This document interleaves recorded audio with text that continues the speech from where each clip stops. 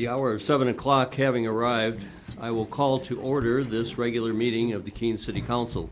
This meeting is being broadcast live on the City of Keene YouTube channel and Spectrum channel 1302.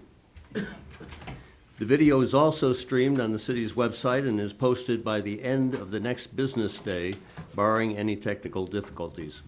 If you would like to receive an electronic City Council packet to reference while viewing future broadcasts, please contact the City Clerk's office during business hours or go to the city's website and subscribe to the city's meetings email list.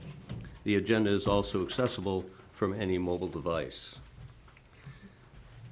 Would the clerk please call the roll? Kaden Bosley. Here. Laura E. Tobin. Here. Michael J. Remy. Here. Randy L. Filio. Here. Robert C. Williams. Here. Edward J. Haas. Here. Philip M. Jones. Andrew M. Madison. Here. Chris E. Roberts. Here. Raleigh C. Omarad. Here. Brian J. Lake. Here. Catherine I. Workman. Here. Bettina A. Chadbourne. Thomas F. Powers. Here. Mitchell H. Greenwald. Councilor Filio, would you lead us in a pledge of allegiance? Pledge allegiance. To the flag of the United States of America and to the republic for which it stands, one nation, under God, indivisible, with liberty and justice for all.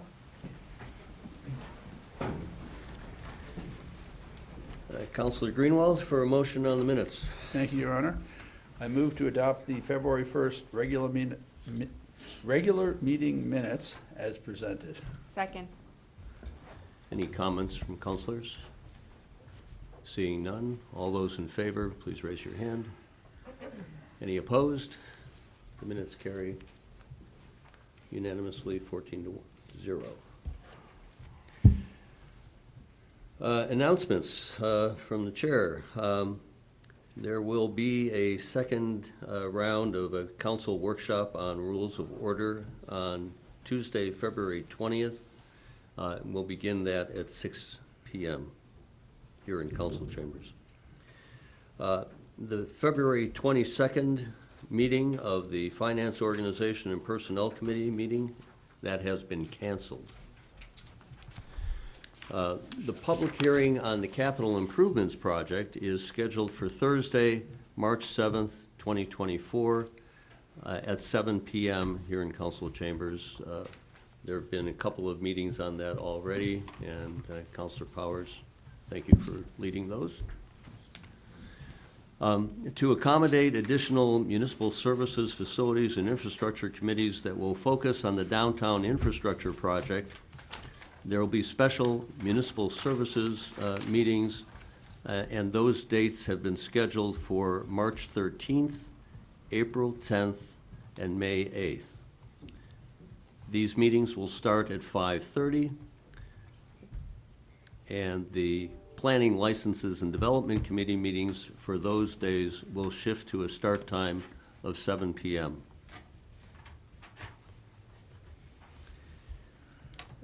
City manager has arranged a legislative delegation meeting, and that is going to be held on March 26th at 6:30 at Heberton Hall.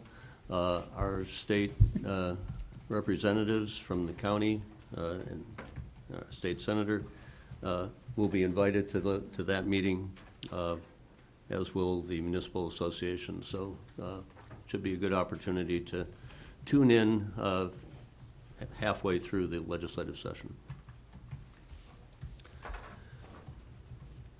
There'll be a council workshop to discuss downtown project on June 11th at 6 p.m. So after we've gone through those public hearings, those public viewing opportunities, the special meetings of MSFI, the conclusion of those half dozen meetings, there'll be a council workshop, June 11th at 6 p.m. The council's summer vacation, we've talked about scheduling this, and in order to accommodate a period of time for summer vacations, the council meetings for August 15th and September 5th are canceled. The council standing committee meetings between those two dates are also canceled. That would be on August 7th and 8th, August 21st and 22nd, August 28th and 29th. Committees will start again on September 11th and 12th, and the council will meet on September 19th. And we can probably get those dates around so that everybody's got that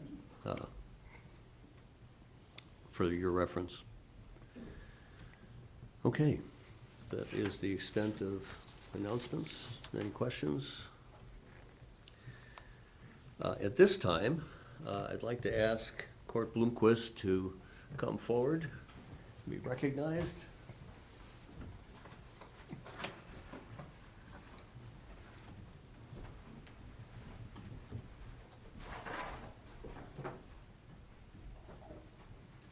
Before this gathers any more dust, I'm going to read this. It's brief. Very brief. After 30 years. You think this is brief? Was here and leave now, please. Thank you. Resolved by the City Council of the City of Keene as follows. Whereas Kurt Blomquist began his career with the City of Keene on the 1st of November 1993 as Deputy Director, Utilities Manager.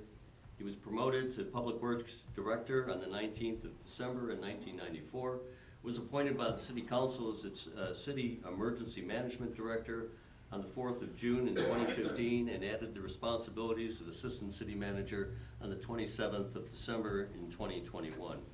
And whereas as a visionary leader of the city's largest department with an encyclopedic memory for all things infrastructure, his career has been dedicated to enhancing our community's quality of life in an efficient, sustainable, and effective manner, overseeing innovative projects in multiple areas with his analytical approach, sound judgment, impeccable attention to details, and abilities to take calculated risks and juggling competing deadlines.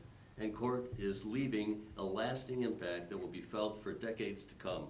And whereas he has helped lead the way towards a greener community, planning and incorporating innovative resources, reuse, and energy savings and carbon-reducing elements to his projects and purchasing for decades as the city reduced its carbon footprint by 25% between 1995 and 2015, as well as oversaw realization of the methane collection system at the former landfill that provides power to the Transfer Recycling Center.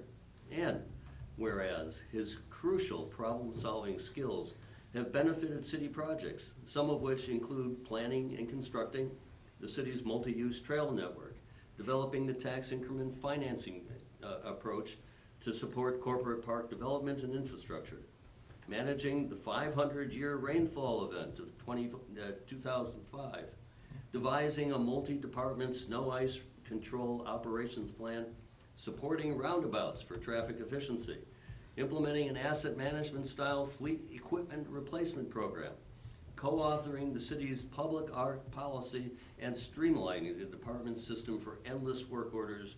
And whereas he introduced infrastructure report cards in 1999 to evaluate city assets. He constructed 3 of the city's gateway streets. He initiated a public engagement process that brings together the community for conversations on a number of critical projects, and recognizing that infrastructure projects have a significant impact on neighborhoods. He developed our complete streets design guidelines to improve overall quality of life and to increase private property values and invest. And whereas Court's passion for community service and his spirit for collaboration have enhanced his participation in activities such as the annual 4th grade drinking water science fairs since 1997, annual Green Up Keene events, Partner City Committee cultural exchanges, annual Pumpkin Fest, Clarence DeMar marathons, Citizen Appreciation Nights and Community Nights, business-to-business expos, and Keene State College Parents Tours, among many others. And whereas a tireless advocate for the public works profession amid the ever-changing environment of regulations, citizen demands, and community concerns, Court has been instrumental in overseeing the development of his professional staff in their role as first responders, as well as that of students and of public works and emergency management professionals, and helped found the New Hampshire Public Works Mutual Aid System. And he was awarded the American Public Works Association Professional Manager of the Year in 2016 and Top 10 Public Works Leaders in 2019. And whereas Court retired on the 30th of December 2023 with just over 30 years of honorable service to the city. Now therefore be it resolved, because I wasn't mayor at this time, that the City Council of Keene hereby extends its sincere thanks to Court Bloomquist for his dedication to the city of Keene and the Monadnock region, and wishes him the very best for his retirement years, which I certainly do. But it is further resolved that this copy of the resolution properly engraved. Endorsed. Wow. Be presented to court, I read it right, by the way, as it's written. That this be presented to court in appreciation of his years of service to the city of Keene, signed by George Hansel, and presented by Jake Jake Cott. Cott. Congratulations, thank you for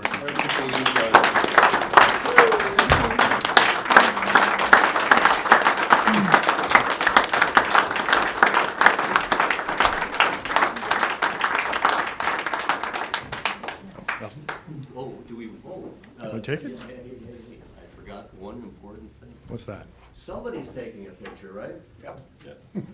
All right. Sideways. Oh, There you go. I'll hold it. Smile. There we go. Thank you. Thank you. And Rebecca's gonna. Paycheck. Yeah.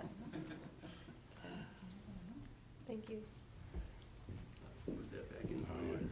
No, thank you. You get the floor. Oh, I get the floor. I never have had it before.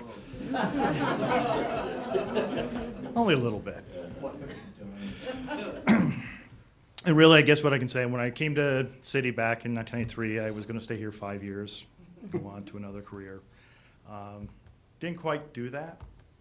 Ended up, I said, 30 years later, which seemed to go by very, very quickly. And there are a number of probably reasons why that happened. This community, the council, has always been visionary. It has been committed to that vision and has been innovative. It has allowed, you've heard some of the projects, but I had an opportunity, as he said, to open up 560 acres for development, built a parking garage, roundabouts before roundabouts were cool, involved with reconstruction of neighborhoods, and also an opportunity to just plain work with people about their various issues, whether it was potholes or drainage issues. As a leader, I can't do those things without that sort of support, the support from the leadership here, the senior leaders that are around this table. And that is something important, as Councilor Power knows, and certainly Councilor Roberts, being also on the military side, you go through training, starting as a junior officer, all the way up through senior officer, you go through various opportunities to learn what it means to be a leader. And certainly when you reach the senior leadership level, it's something that, again, you don't do anything. What you do is you do the visions. You create the ideas, you commit to those ideas, and then you provide the resources to those people. I couldn't have done anything without the three people behind me, without the support of the manager, the clerk, and the attorney's office. I would not have been able to do anything going forward in my role, again, as the Public Works Director. There's also another group of people, they hang out in the back. They've been hanging out in the back for 30 years. Those are the department heads.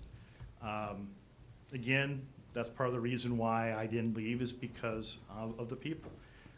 Those are a group of people who are very professional. They are experts in their areas. We didn't always agree, but we always knew where we were going. And at the end of the day, we came together and would move in that. And to know that you had that someone else had your six, and I did not ever have to worry about what was behind me because they were behind me. And if you've never experienced that, that is important when you're working with an organization of this size. The other group of folks who are not here, they're the public works folks. I don't do anything. They're the ones who do it all. And those were a group of people who I could ask anything for them to do, and they would ultimately do it. And as a leader, you cannot ask anything more than that. To ask your folks to go out and do something for you and know that they are going to do that. That is extremely important, and that's why I've stayed, is because of those groups, and of the people behind me, the people in this room, and the folks who were not here. For you all, I guess all I can say to you is you are senior leaders. Part of that role is your words matter to this group. What you say and how you say matters. And it's important always as a senior leader to remember that and to keep that in mind, because those groups of folks will only do what you ask them to do, and they will do it because of that. You're also visionaries, and you need to keep that in mind. Your role is to set the vision. Your role is to set the mission. You have 250 people who are experts in their areas. They will execute that for you. You have to keep that in mind, because that is their role. That is what makes them come to work every day, because they have the vision from you, and that they then will move forward with that vision. You do not have to worry about playing with the wheel or turning it. You need to set the direction. You need to tell them what mountaintop you want to get to, and let them get you there. That's all I can offer to you after my 30 years. And I thank you, and again, I thank the folks behind me that are out there, and the folks who are not here. And I also thank these three people here. And again, a lot of people don't realize, again, how close, and again, people don't always think, what does the clerk have to do with Public Works? I learned so much from Patty. Again, trust me, so much for over that time. So again, thank you very much, and I appreciate you letting me work through the things that I had to work through with my family over the last month, and now I get to look forward to seeing where I'm going to be going. Have a good evening all. Mayor, before court leaves, can I just add one announcement? Please do. So, for those of you that do not know, court has been selected for a very distinguished award. The New Hampshire Engineering Societies has named Court Engineer of the Year. The New Hampshire Public Works Association nominated Court for this prestigious award based on his impressive contributions to the engineering and public works profession, his dedication to public welfare, and service to the community through numerous volunteer activities. So congratulations, Court.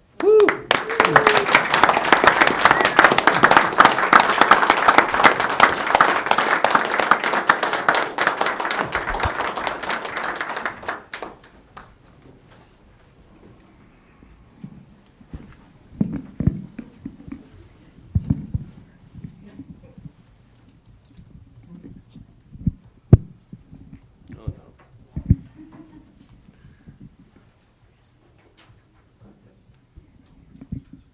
Gotta get used to my height. All right. In keeping with our efforts to recognize people making incredible contributions, not just in our community, but that are being recognized beyond our community, I would like to then ask Dr. Melinda Asbury to join me up here. And as she does, I will begin to describe some things about Dr. Asbury. The new location of Monadnock Family Services is an outstanding facility. If you haven't seen it, it's outstanding for the delivery of mental health and counseling services in our community. It'll have its own grand opening, I'm sure, soon, but I've had a pleasure of seeing it evolve, and Phil Wysick and his staff deserve great compliments for what they are doing in recreating, reimagining mental health care delivery in our community. It's one that people outside of our region have looked upon with envy as it nears completion. It presents an opportunity, though, to build out the services offered by Monadnock Family Services, such as telecounseling, child psychiatry, and medically assisted treatment. This reinvention of mental health care delivery for the Monadnock region has attracted new professional talent to our community as well. And I want to introduce and welcome to our community Dr. Melinda, otherwise known as Mindy, Mindy Asbury, who since August 15th of 23 has served as the first Chief Medical Officer of Monadnock Family Services. When you hear her credentials, you'll understand why. Simultaneously, she is serving as Cheshire Medical Center's Chairwoman of Psychiatry. So before beginning her career, Court, you'll take interest in this. Mindy was an officer in the United States Navy for 5 years during the wars in Iraq and Afghanistan. Subsequently, she earned her Doctor of Medicine from Marshall University School of Medicine in Huntington, West Virginia, and a Doctor of Philosophy in Neurotoxicology and Neuropharmacology from the University of Kentucky and Marshall University. Her PhD dissertation focused on how methamphetamines use causes severe toxicity within the brain. She completed training in psychiatry at Duke University Medical School, where she specialized in the treatment of adults and adolescents with severe mental illnesses, such as psychotic disorders with schizophrenia. She completed a fellowship in addiction sciences and policy at the University of Amsterdam, completed a fellowship in electroconvulsive therapy at Duke University, which is a specialized and most effective treatment for most severe depression and severe psychosis. There are only 5 other people trained in this technique in New Hampshire. Prior to coming to Keene, Mindy served as the medical director of the highly regarded University of North Carolina Assertive Community Treatment Team of professionals who go into the community to provide care to the most vulnerable populations, such as homeless individuals. This is known as street psychiatry. Dr. Asbury's team was ranked #1 in North Carolina, regarded as a top 5 team in the United States. Since arriving in Keene in August, she's been appointed as an expert member for Serious Mental Illness Advisory Network, a worldwide expert network funded by the United States federal government that offers timely, free expert consultation to mental health care providers. She's been selected as New Hampshire's expert psychiatrist for Dartmouth's consultation team that will train mental health care providers across New Hampshire how to care for and treat adolescents and young adults who are experiencing early symptoms of psychosis. Started a specialty clinic at Monadnock Family Services for the treatment of opioid use disorders. And I want to congratulate the Phil Wysick, MFS director, on the improvements being made at Monadnock Family Services and the staffing improvements he's been able to make as he and Dr. Asbury work to expand access to mental health care in our community. Welcome, Dr. Asbury. You get the mic. All right, great. Thank you, Mayor. Not as long as Court had. She had 30 years to work on it. No, I do want to say thank you, Mayor, and thank you, members of the council, for this recognition and prestigious honor. I can sincerely say that this is one of the most treasured honors that I have received in my personal or professional career. And the reason is because of Keene and the people that make up the community and the culture that makes up this community, and because of the organization of MFS. Its leadership and its mission-driven and service-oriented individuals that make up that organization. Those 2 things are why I left my home in North Carolina to come to Keene. So receiving an award from the city that I love, representing the organization that I'm dedicating myself to, I can't think of anything any more special than that. But you know, tonight, and this is not about me, it's not recognition for me, it's recognizing the oak-strong relationship between the city of Keene and its community mental health partner, Monadnock Family Services. The relationship that these 2 entities provide is something that I've never seen before. Your commitment, the city's commitment to the mental health and well-being of its citizens is evident by the support that you give the institution that cares for them. I've worked in 2 of the top 5 academic medical centers in the country and 5 of the top 20 hospital systems in the country. And never have I worked in a mental health care facility as nice and as state-of-the-art as the facility we have at Avon Street. In part because of your support, we've been able to grow our physical space at MFS by 20,000 square feet, allowing us to care for more individuals.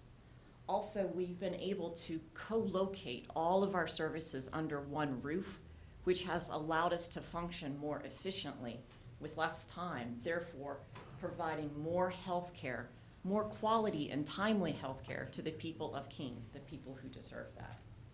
We at MFS are matching that, and we are doubling down. We have made internal adjustments to increase our service capacity to provide medication assistance to 33% more people, and are on target to increase our therapy and case management capacity by 25%. And these increases and improvements are due to changes in workplace efficiency, not because of hiring extra individuals. And I could sit here and I could talk on and on and on about numbers and things that we've done in the state, and the doctor in me really wants to do that. But the city resident of Keene in me, which yes, I am a city resident of Keene, very happy to say that, wants to share this story with you, and then I'll leave. So I take care of this patient.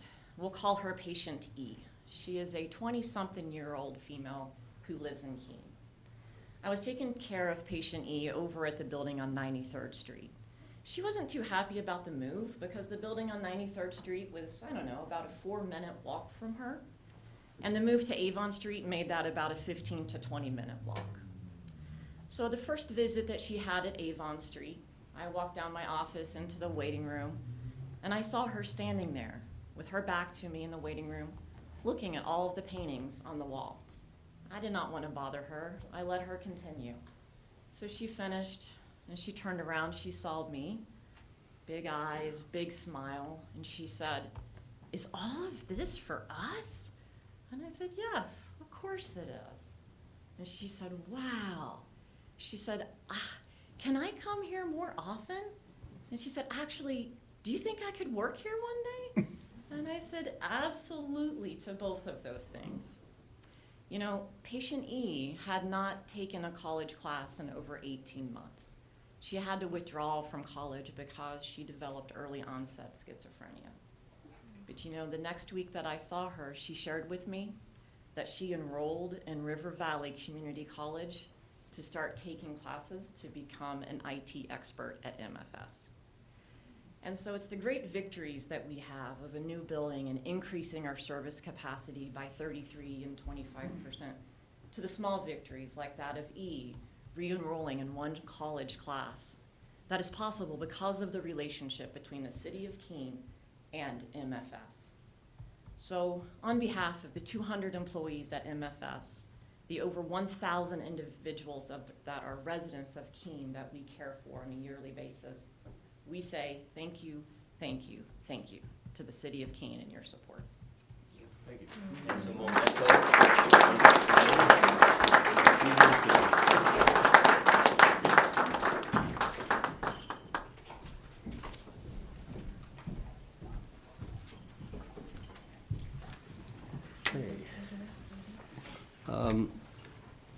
Turn to the clerk for elections, nominations, and appointments. This evening, the mayor is nominating to the Airport Development and Marketing Committee of Collin, we know him as Bob Lyle, for a term to expire December 31, 2026. And we're also extending the term of Councilor Greenwald. We noticed that as the ex officio member of the Airport Development and Marketing Committee, his term should really coincide with the mayor. So we're giving you another year on that body. To the Energy Climate Committee, Paul Roth, this is actually a renomination. He's an incumbent and is wishing to have a second term, so that would expire December 31, 2026, as well as Kenneth Swimer, also a renomination, December 31, 2026. Jake Pip has been a regular member on Energy and Climate. He maxed out on his terms, but still wishes to contribute his energy, and so he's asked to be an alternate to Energy and Climate Committee. Again, December 31, 2026. To the Human Rights Committee, Asia Davis. This is a regular term, but an unexpired term, so it would expire December 31, 2024. and as an alternate, Deborah Bowie, term to expire December 31, 2026. A few hours ago, before the meeting started, I heard from Richard Baker, who was the mayor's nominee as an alternate to Congregate Living and Special Services Licensing Board, that he needed to withdraw his nomination, so that is pulled from the table. And we will table these nominations until our next regularly scheduled city council meeting, when we will vote on these nominations. Next turn to the clerk for communications to the council. We have a petition signed by several residents of the East Side neighborhood talking about traffic calming on East Side Keene streets. And we will refer that to the Municipal Services, Facilities, and Infrastructure Committee.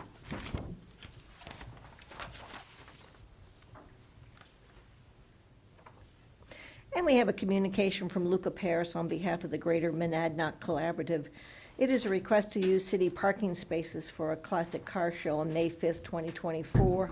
I would note that we were recommending that this be referred to the Municipal Services Committee as opposed to Planning Licenses and Development, because it's somewhat time-sensitive. They want to start doing some local marketing and getting the various car owners committed to the event. So recommending MSFI. And one more communication.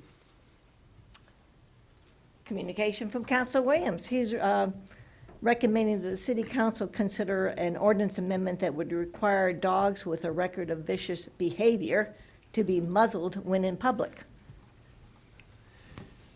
And we will refer this to Planning Licenses and Development Committee. I will say, having reviewed many chapters of New Hampshire state law, I was intrigued to find out that there's a whole chapter on dogs and cats. So enjoy.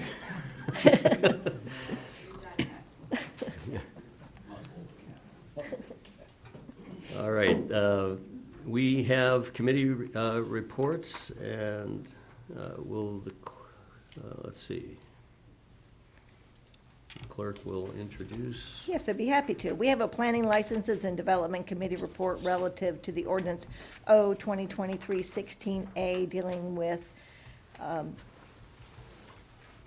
charitable gaming facilities. And it is a recommendation that the ordinance be sent back to the Joint Planning Board, Planning Licenses and Development Committee for further consideration, and that the various communications that did hit the PLD agenda at your last meeting, that they be accepted as informational and filed into the record. Thank you, Councilor Mosley, for a motion. I move to carry out the intent of the committee report. Second. Moved by Councilor Mosley and seconded by Councilor Jones. Councilor Mosley, wish to speak? Yes, thank you, Your Honor. So what I'd like to say to you guys tonight about this is that we all got a chance to listen to a lot of public testimony at the public hearing, and I think that at the committee level, we felt that we were left with more questions than what this current ordinance, with the current version of this ordinance could actually answer for us. We started outlining some of those questions at the committee, just briefly, things like parking requirements, use standards, proper zones for large casinos.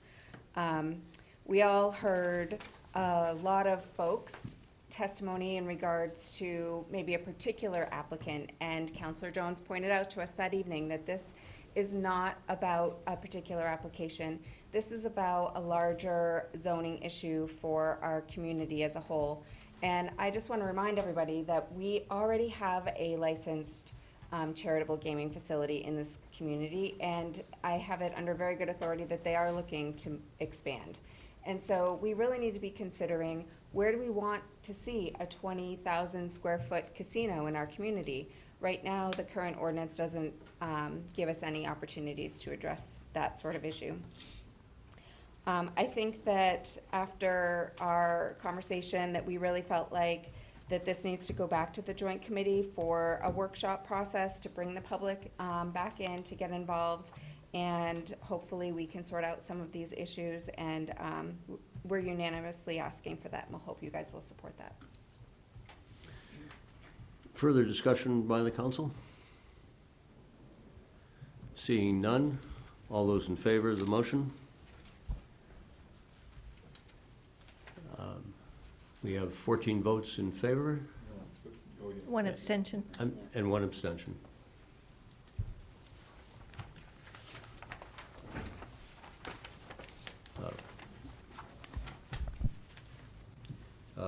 Next motion on the Energy Expo. I'd like to We have recognize. a Finance, Organization, and Personnel Committee report relative to the 2024 Energy Expo event.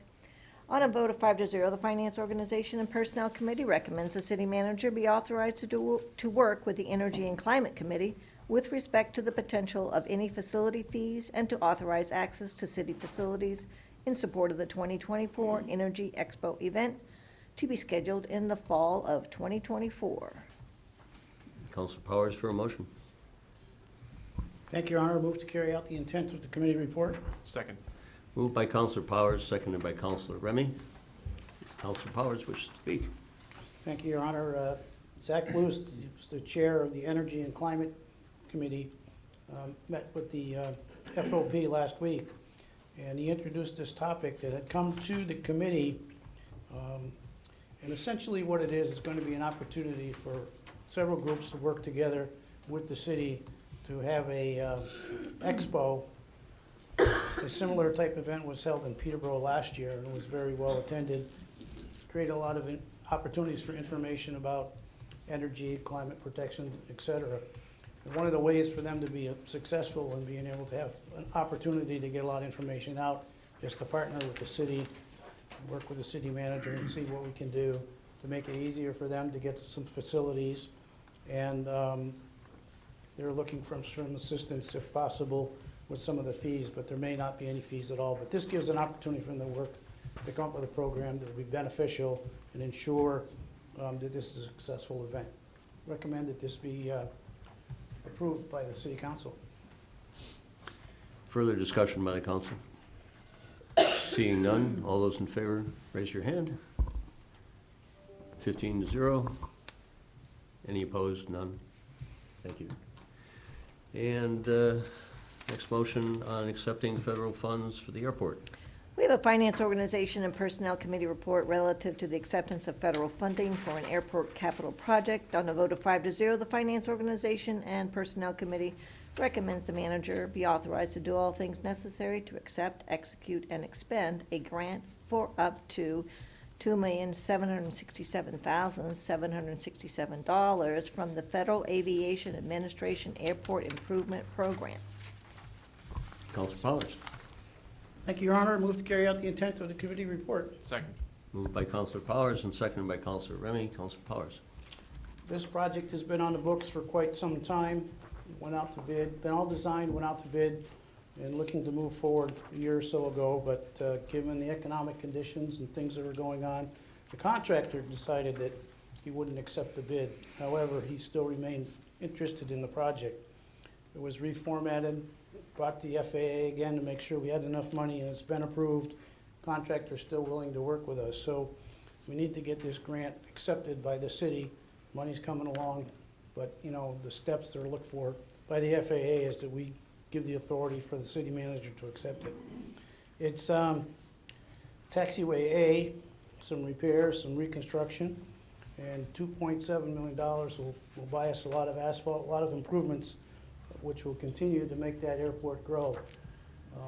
Once again, I remind you, you have an opportunity to have breakfast or lunch and watch a lot of aircraft. You don't think about how busy it is until you go down there and watch the number of planes that come in and go. This was unanimously approved by the FOP, and we hope that you will do the same. Thank you. Further discussion by councilors? Seeing none, all those in favor, raise your hand. Any opposed? The motion is unanimous.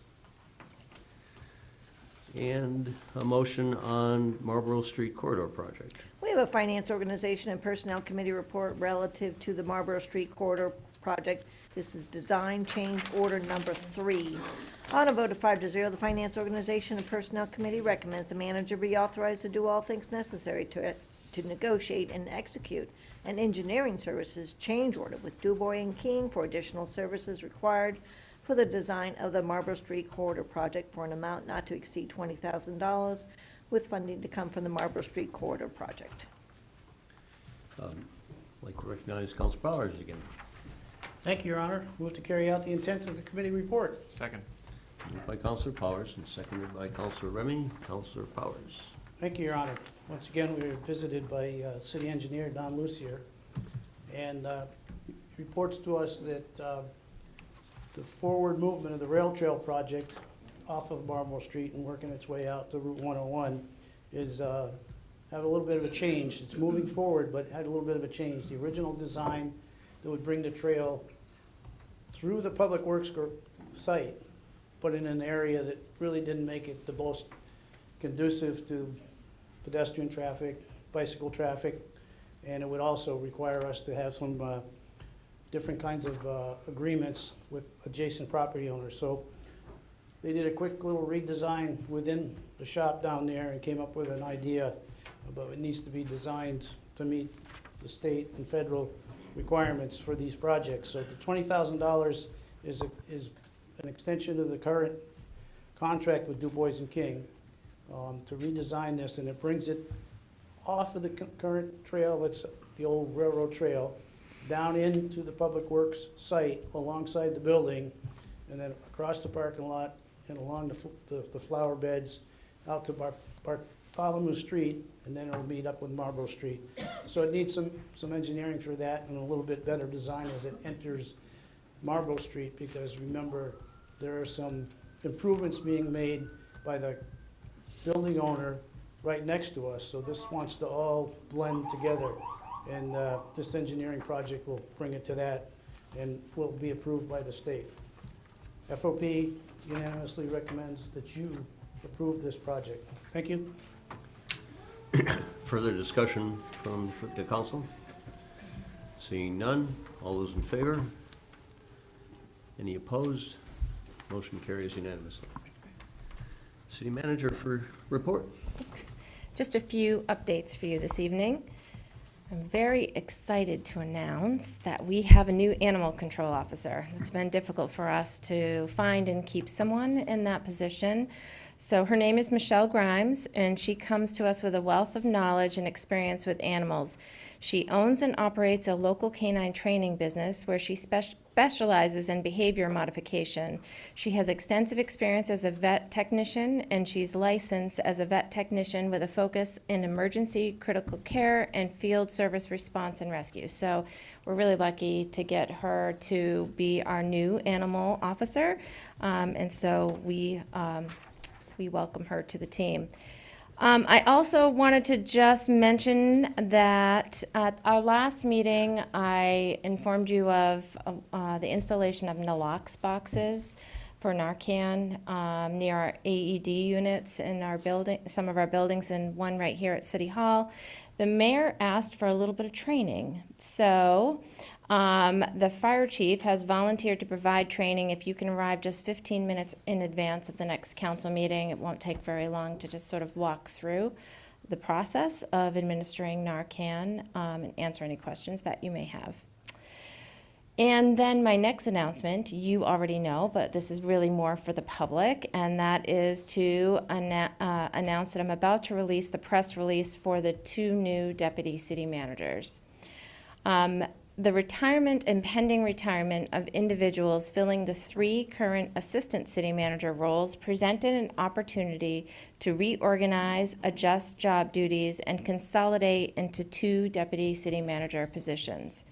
I went through a process to select these individuals, and with the help of 2 town managers from surrounding communities, they participated in the interview process. Effective April 1st, Andy Bohannon, our current Parks and Rec and Facilities Director, and Rebecca Landry, our Marketing and Communication Director, as well as Assistant City Manager, will assume their new roles as Deputy City Managers. Rebecca Landry has served the city in a variety of roles over the past 25 years, including holding the title of Assistant City Manager. She has served the city as both the IT Director and currently the Communications and Marketing Director. She has successfully led many difficult projects, and in fact, I've given her a few of those difficult projects of the last 6 years. She's very good at that. She has taken on additional responsibility in my absence, and she's very good at that as well, and built relationships with the community, all of which will be very helpful in her new role. As Deputy City Manager, Landry will maintain her responsibilities as the primary information officer for the city and be responsible for overseeing parking and economic as well as special project assignments, because she's so good at it, including some additional involvement in the upcoming downtown project. Andy Bohannon has served the city for the past 25 years as recreation programmer first, and then currently as Park and Rec Director and Facilities Director. Andy grew up in Keene and has been passionate about serving the community for the past 2 decades as he rose through the ranks. In his department head role, he has overseen several large community impact projects. We all just went to the ribbon cutting of the Pat Russell Park as one of those large projects, and has been engaged in many committees and built a strong service culture across his division. You know, Andy has a very diverse group of individuals that work for him, and he's been very successful at building team across those diverse roles. As Deputy City Manager, Andy will be responsible for working with department heads across the organization to provide mentorship, strengthen teams, and prepare for the unfortunate but continued wave of retirements across our organization. You know, we've seen many of them already, and we know that we have more to come as people are reaching the age of retirement and having served for the city for decades, some of them. In addition, Andy will maintain oversight over the city facilities. So I want to congratulate both of them. I'm very excited to work with them both in their new roles. So a little round of applause.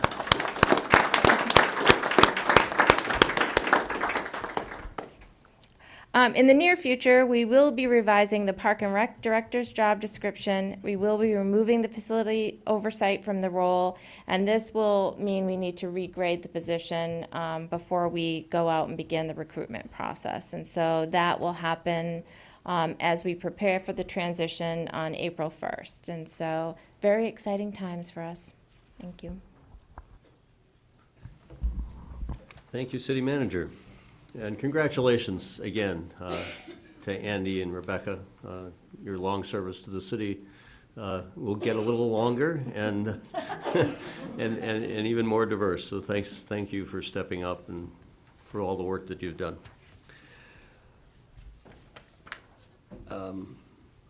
We have reports now. Would you like to, am I reading these or are you? The more time being granted to, You usually just read those by caption. okay. So a couple of more time reports from committees. One is relating to amendments to the city land development code, definitions for charitable gaming. We already heard and accepted that motion. Another more time is for Keene Pride, requesting that community-funded events around the Community Pride Festival, that there be more time granted to facilities, to FOP committee. So we will let that continue forward. Mayor? Yes, I'm going back there. Yes, For a motion from, and would you like to read that motion? I would, thank Okay, you. thank It is you. a memorandum from our finance director, treasurer, relative to acceptance of donations. This would be in the amount of $15,632.65. And the motion is to authorize the manager to use each donation in the manner specified by the donor. Councilor Powers for a motion. Thank you, Your Honor. I move to accept the donations. Second. Moved by Councilor Powers, seconded by Councilor Remy. Councilor Powers. In an ever wonderful day that comes to the city of Keene, donations continue to come into various projects, one of which has been on Andy's list. It'll stay on that list, and it will come to fruition very soon. But another $15,000 towards the construction of the Keene Dog Park. in Wheelock Park. And there was $60,000 last year raised, so this additional money will go towards that project. The other funds, $632.65, comes to us from the Human Rights Committee project where Father Greg Boyle from Homeboy Industries came to speak here in Keene. And there were various donations given by folks who came to the event. There was some revenue from some books that were sold. And when it was all said and done, that $632 came in, and the Human Rights Committee will be donating that to the Homeboy Industry. Recommend that the City Council accept these. Thank you. Any comments? All those in favor of accepting these donations? Any opposed? Motion carries unanimously. Okay. We now move to ordinances for first reading relating to amendments to the Land Development Code to create a cottage court overlay district. Clerk, please read. And we have our memorandum from Jesse Rounds, our Community Development Director, and he is introducing an ordinance that will be numbered O-2024-01. And it's relating to amendments to the Land Development Code to create the Cottage Court Overlay District. And we'll refer this report to the Joint Planning Board and PLD Committee in the next meeting in March.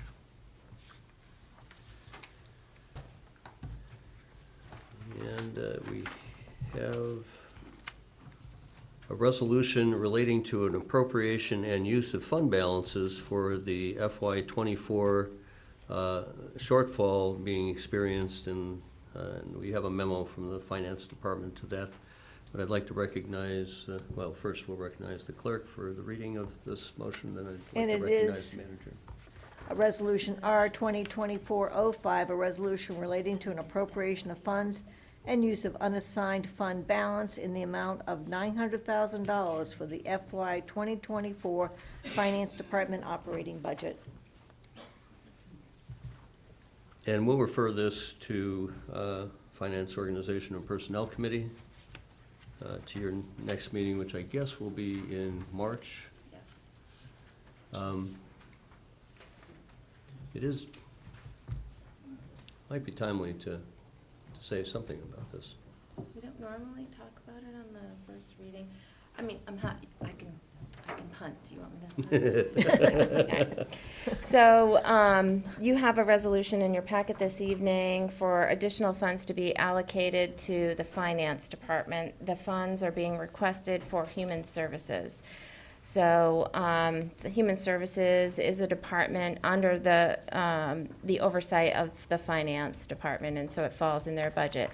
In the past, when we have experienced overages in Human Services, we've been able to absorb them in other areas of the finance budget due to vacancies or other changes that have happened during the year, but they've never been this substantial. So what we're experiencing in Human Services right now is a great need for shelter services.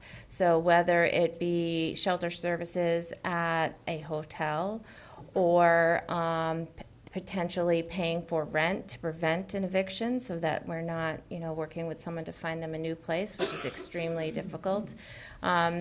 One of the questions I asked is, are we planning on seeing this sort of expense stay the same over the next several months? Because usually in the summer, the expenses in Human Services start to drop, and it's not like a one-for-one. In the winter, our expenses are typically higher. But Natalie Darcy, our welfare director, has said, yes, she expects it to continue because these expenses are primarily being driven by families and individuals that we are housing right now in various hotels. And the only way to move them out of those hotels is to find them permanent housing. And, that is definitely a challenge for a number of reasons. And so we are asking for $900,000 to be appropriated to the Human Services budget. And that's the resolution that's being referred to FOP. It's not necessary to have the meeting at next week because it is something we need to address, obviously, before the end of the year. The other question that I asked is, what other options do we have? And, we are constantly brainstorming creative ways to provide housing and ways to meet the needs of people. We've come to some different ideas, but really nothing that's going to dramatically reduce this expense in the near future. However, there is a bill that was submitted, and Senator Fenton is involved in that bill, that is an opportunity to bring additional funds to communities like us that are housing our greater share of homeless on behalf of the state of New Hampshire. And that, unfortunately, the bill is reaching some resistance at the moment, and so it was important for us to get this onto your agenda this evening to make it public, so that people understand the challenges that we are facing here in the city of Keene, and hopefully build some momentum to get some support, to get some additional funding our way in the future. This was the topic of a mayor's conference call, which was previously scheduled, but this became a focal point today. We'll be collecting among the 13 cities data about budgeted and actual expenses, so that it is more transparent to the legislature just what the costs are being passed down to municipalities. So I think it was timely. Thank you for your description. I appreciate it. Yes. Thank you, Your Honor. Ms. Dragon, what's the number of the bill? Do you know what it is? 406. 406? House or Senate? It's a Senate bill. Senate So it has to be 406. Thank you. Yeah. Okay. Ordinance, where are we? We're done. We are done with We're the done. regular meeting. I now want to ask, yes? Councilor Mullins, Attorney Mullins, would you please join me? Down there? No, down there. Let's see, I even have a note on this. I had a note on this. Oh, my. It was there.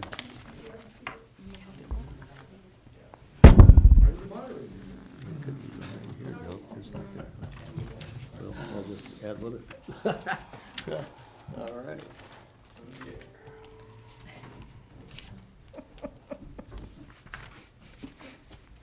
Tom Mullins, our city attorney.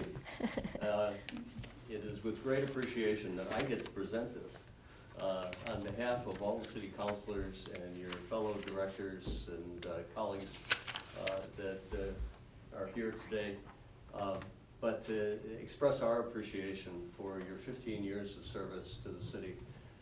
You have provided knowledge about the state's laws, the cities, you've guided our city's statutes and ordinances, you've been on top of judicial decisions and tried to interpret those for us, and you have also recognized the boundaries that there are in the law and in the court's decisions, and helped us understand when we get into the quicksand. But it's with great pleasure that I get to present this gift to you on your retirement, but fear not, the public. Attorney Mullins is still with us on a part-time basis. It's the for semi-retirement. For the remainder of this year, and we will cherish that advice that you continue to provide to us. Thank you, Thank you Tom. very much, Mayor. I think for the first time in my entire life, I am speechless, especially given the evening. But this is a real surprise. Thank you very much. As happens in the city, and as you all know, and as I told my children, it's semi-retirement to get me to the end of the year and to assist all of you in that process. I'm looking forward to it. It's been a wonderful 15 years, and couldn't do it with all the support and the trust of you and everybody back there and all the employees and the city clerk and the city manager. So thank you very much for this. Open it up.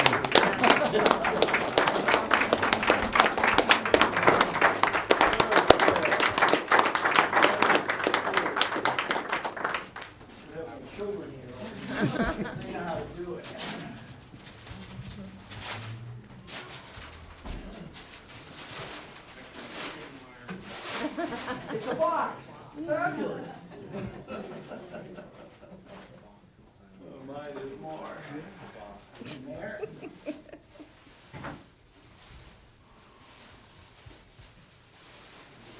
Oh, isn't that lovely? Oh, lovely. Thank you all very much.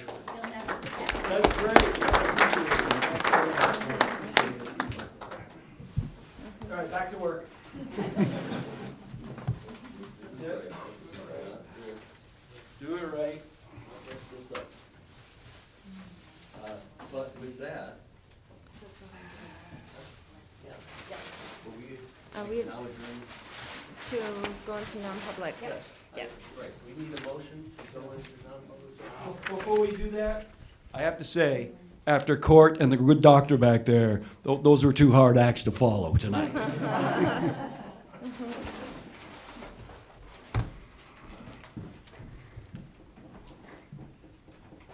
Counselor Greenwald for a motion. I move to go into a non-public session to discuss a land matter under RSA 91A, No, that's it. otherwise. Second. Yeah.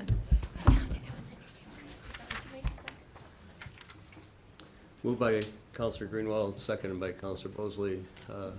Clerk, call the roll. Counselor Bosley?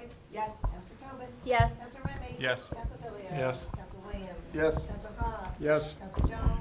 Yes. Counselor Madison? Yes. Counselor Robinson? Yes. Counselor Oberon? Yes. Counselor Lake? Yes. Counselor Workman? Yes. Counselor Chadbourne? Yes. Counselor Powers? Yes. Counselor Greenwald? Yes. Yeah, man. Yes, please. Yes. Motion carries unanimously. Thank you for attending tonight.